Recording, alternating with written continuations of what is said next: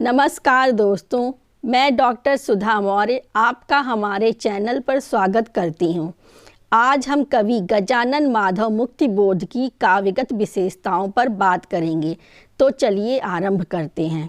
मुक्तिबोध नई कविता के प्रतिनिधि कवि हैं। इनका जन्म 13 नवंबर 1917 ईस्वी को ग्वालियर मध्य प्रदेश के मुरैना जिले के सोयोपुर कस्बे में हुआ था। वे तार सप्तक के 7 कवियों में प्रमुख हैं। उनकी काव्य कृतियों में चांद का मुंह टेढ़ा है एवं भूरी भूरी खाक धूल प्रमुख है। मुक्तिबोध का काव्य उनके जीवन का प्रतिरूप है। उन्होंने जिन विषमताओं से संघर्ष किया, उनसे समाज को सचेत करने के लिए उन्होंने काव्य को माध्यम बनाया। वे कहते हैं, इसीलिए मेरी ये कविताएं भयानक हिडिंबा हैं।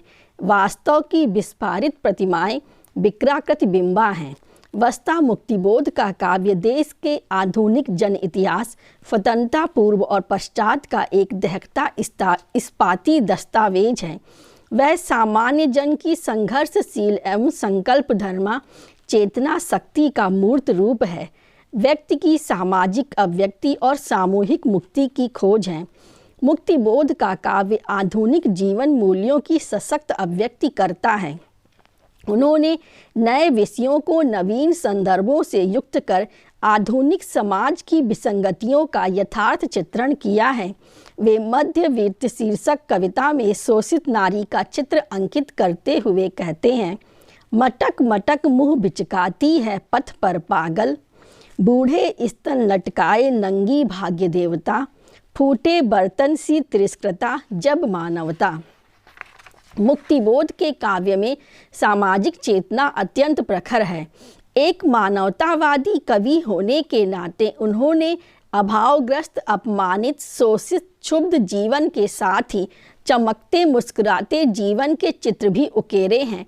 उनकी मनुष्य मात्र पर आस्था है। इसीलिए वे कहते हैं, मुझे भ्रम होता है प्रत्येक पत्थर में चमकता हीरा है, हर एक छाती में आत्मा अधीरा है। मुझे भ्रम होता है कि प्रत्येक वाणी में महाकाव्य पीड़ा है। मुक्तिबोध ने अपने काव्य में अंतर्बाह्य द्वंद्व से उलझे व्यक्ति के त्रासद स्वरूप की भी अभिव्यक्ति की है। जैसे कि वे कहते हैं, पिस गया वह भीतरी और बाहरी दो कठिन पाटों के बीच, ऐसी ट्रेजेडी है नीच। मुक्तिबोध के काव्य में संत्रास की भी बाहुलता है। संत्रास यानी अत्यंत भय, आतंक या दुख। इसीलिए डॉक्टर रामविलास शर्मा को मुक्तिबोध का काव्य असुरक्षित जीवन का काव्य लगा। वस्तुतः कवि का अपना जीवन प्रारंभ से अंत तक संघर्षों से भरा रहा और इसीलिए उनके काव्य में संत्रास है।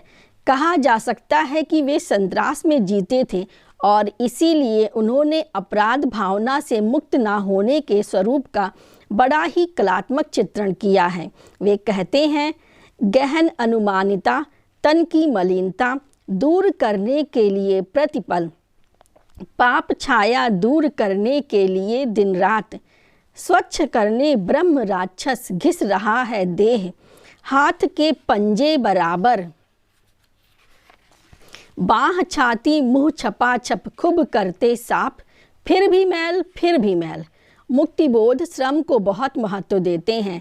वे श्रमशील मानवता के प्रति श्रद्धा रखते हुए गर्भवती नारी का चित्रण करते हुए कहते हैं, आँखों में तैरता है चित्र एक, उर में संभाले दर्द गर्भवती नारी का, कि जो पानी भरती है वजनदार घड़ों से, घर के काम बाहर के काम सब करती है अपनी सारी थकान के बावजूद। मुक्तिबोध के काव्य में चिंतन की प्रधानता है। उनमें कोरी भावुकता कहीं नहीं मिलती। जैसे अंधेरे में कविता में तरह तरह के प्रश्न पूछकर बुरी तरह फटकारते हैं, अब तक क्या किया, जीवन क्या जिया, उधर रंभरी बन अनात्म बन गए, भूतों की शादी में कनात से तन गए, किसी व्यभिचार के बन गए बिस्तर, करुणा के दृश्यों से हाय मुँह मोड़ गए, बन गए पत्थर, लोकहित पिता को घर से निकाल दिया, जनमन करुणा सी माँ को हकाल दिया, स्वार्थों के टेरियर कुत्तों को पाल लिया। मुक्तिबोध विद्रोही कवि हैं। वे समाज की विसंगतियों से पीड़ित होकर जन क्रांति की बात करते हैं और कहते हैं, अब अभिव्यक्ति के सारे खतरे उठाने ही होंगे, तोड़ने होंगे ही मठ और गढ़ सब। वे विद्रोही स्वर में क्रांति की बात करते हुए एक आशा विश्वास रखते हुए अपनी कविता में कहते हैं, कोशिश करो जीने की ज़मीन में गड़ कर भी। मुक्तिबोध की भाषा स्वाभाविक है। इसमें अंग्रेजी, उर्दू, फारसी तत्सम तद्भव शब्द मिलते हैं। साथ ही मुहावरों एवं कहावतों का भी प्रयोग हुआ है। उनके काव्य में उपमा, रूपक, उत्प्रेक्षा, अनुप्रास इत्यादि अलंकार भी प्रयुक्त हुए हैं। उनकी कविता में प्रतीकों एवं बिंबों का भी प्रयोग हुआ है। इनके प्रतीक पौराणिक, वैज्ञानिक एवं रहस्यात्मक हैं तथा बिंब जीवन और प्रकृति से संबंधित हैं। इनके काव्य में मिथक का भी प्रयोग हुआ है, जैसे ब्रह्म राक्षस, अंधेरे में, चंबल की घाटी कविता मिथकों से संबद्ध है। फैंटेसी दिवा सपनात्मक मानसिक बिंब को कहते हैं। मुक्तिबोध के काव्य में फैंटेसी का बहुत प्रयोग हुआ है। मुक्तिबोध मानते हैं कि आज की कल्पना ही कल के यथार्थ की आधारशिला है, जीवन तथ्यों पर पड़ा हुआ पर्दा है।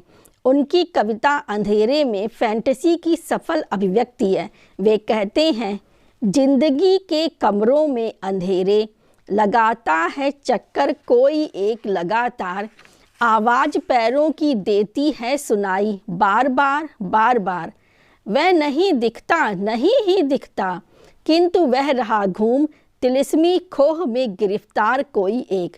इस प्रकार मुक्तिबोध नई कविता के सर्वाधिक चर्चित कवि हैं और उनका काव्य अनुभूति और अभिव्यक्ति पक्ष से समृद्ध है। यदि आपको यह विवेचन अच्छा लगा है तो इसे लाइक कीजिए, ज़्यादा से ज़्यादा शेयर कीजिए और हमारे चैनल को सब्सक्राइब कर लीजिए। धन्यवाद।